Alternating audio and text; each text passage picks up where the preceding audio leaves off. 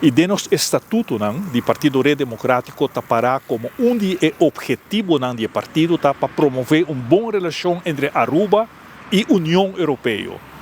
E pensei por início nos apoiar hasta que o candidato para eleição para o Parlamento Europeu.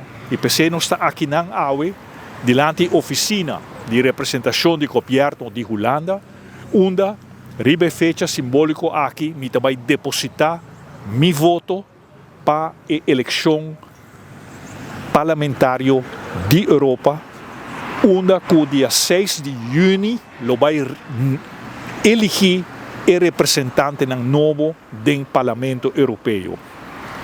E essa aqui está o stembiljet que também tem envelope que está querendo entregar na oficina de representação do governo e me quero fazer uma apelação riba todos que está registrar para sobre tem roupa e gente registrar para votar e não abrir busca na envelope, não abrir busca na stembiljet, motivando para fazer uso de vosso direito de voto para o Parlamento Europeu. Você tem oportunidade todo dia aqui até dia 6 de junho, que é o dia oficial de eleição para o Parlamento Europeu, até 3 horas da tarde, 6 de junho, por depositar ainda vosso voto aqui na Oranjestad, na oficina de representação do governo de Holanda. E a relação com o Parlamento Europeu, com a União Europeia, a relação entre Aruba com o que está em Holanda, com onde nós está parte e nós podemos participar na eleição para o Parlamento Europeu, está assim importante para nós signar de lo que a União Europeia faz para o que está supervisão financeira para o país membro da União Europeia. Holanda, França, Alemanha, todo país tão grande e está bom de supervisão financeira de Bruxelas. Uma não aceitar regra não pressupostário. E não tem dois aspectos fundamentais. E me também mencionei para sobre nós como partido está a favor para o Rijkswet. O Rijkswet está necessário. Não está existir Rijkswet híbrida, tudo está existir um Rijkswet como este contener dois elementos e dois elementos não também de lo que a União Europeia faz para lo que está supervisão financeira para o seu país. O begrotingsdeficit na Europa não mag surpassar 3% do GDP.